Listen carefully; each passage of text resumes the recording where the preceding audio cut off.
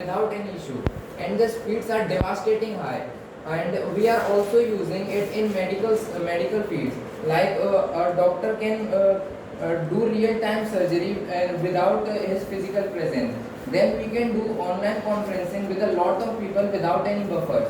We can enjoy our favorite pastimes and our favorite show without any buffering in high quality. It has also helped in the satellite communication, and now Geo is also rolling about the VoNR services, which is voice over new radio. So talking about it is same as kind of VoLT introduced by Geo, which was voice over LT. The VoNR provide high clarity voice communication. And then talking, Airtel is using non-standalone 5G network as it uses. OTT means over the top, which means providing the film content and television content over the internet to the personal usage, the personal interest of individual users. Now OTT is just a new platform, is a new technology that has been advanced of earlier media that people used to go to cinemas and watching television at homes. OTT has been useful for us in various kinds of ways, as now we don't have to go to cinemas at longer distances to watch certain movies that have been released recently, and it also is very flexible written on it, but actually there is no parental control over it. We can watch whatever we want, and some criminal web series and money heist. International Solar Alliance. So first of all, what is the International Solar Alliance? It is an organization which has been established by major economies of the world like USA, India, China, Australia, and several African and European countries. So basically, it is an organization to enhance the development in the renewable sources of energy, especially if we talk about solar energy. So basically, what is solar power? It is a process in which the energy of the sun rays is converted into electrical energy so that we can utilize in our daily life. So basically, it is the major aim of this organization can also be termed as to reduce the economic dependence of oil over other countries. We have seen in past that the oil-rich countries, especially the Arabs and Middle East countries, have showed their availability of oil as a dominance over the other countries.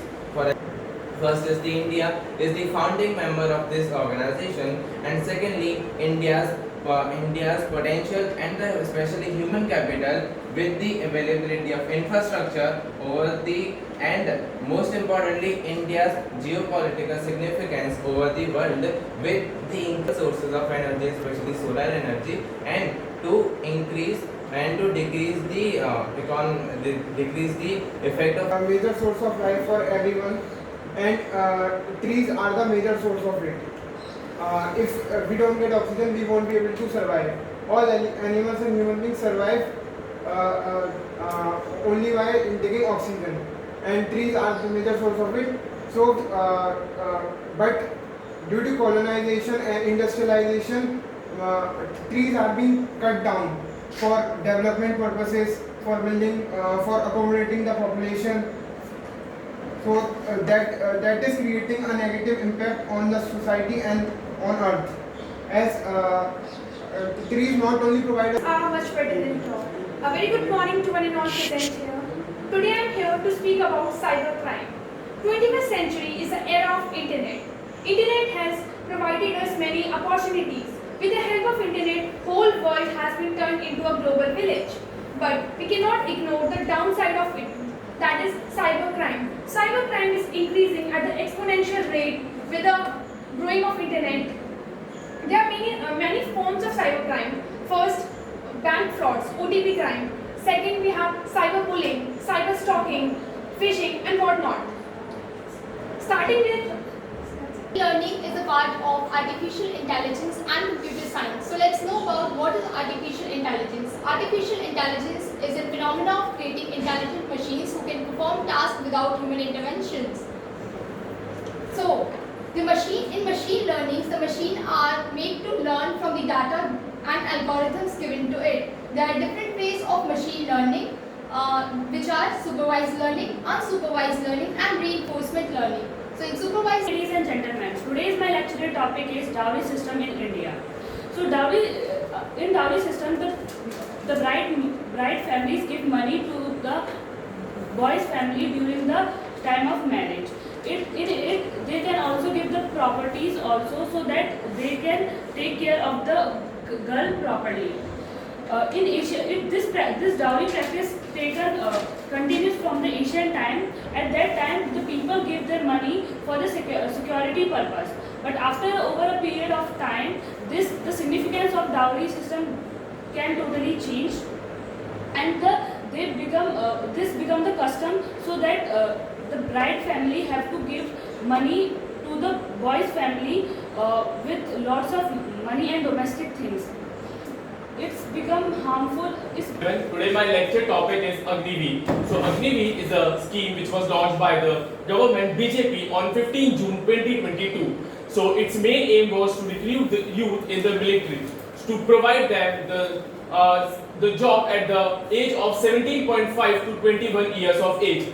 Meanwhile, the government also ensures to give them the 11 lakh of package after the 4 years. Yes, it has its pros as well as cons. So if I talk about the pros, it has its pros that it provides at the age of 17 the jobs to the youth at the time where the other youths are just searching for the job. Meanwhile, there are many diplomatic people who had done diploma, BTech, but they are not having the job at that time. So I think it's having that good point. So another point that I think we can also make a change over the Agniveer, like we can bring the army compulsory, we can make the NCC compulsory in India, as we have seen in Israel. It's a compulsory to serve 1 year to every citizen of Israel. So Russia and India have very good strategic, economic and diplomatic ties for a very long time. Both the countries have great interest and great vision for development in each other. We see India is a very good balancing power between the West and the East, and it has also increased the capabilities of all of the Asian continent. So we see Russia and India have a very good defense trade and also economic trade in today's time. They have also started trade in rupee and ruble trade to decrease the dependency on the US currency and the US dollar. Because we have seen how the US dollar has been weaponized in many scenarios today. So it is very crucial for Russia and India to have very good relation between each other, because in India we have a large amount of human capital there available, and in Russia there is a huge amount of resource that are available there. There is so much abundant resource available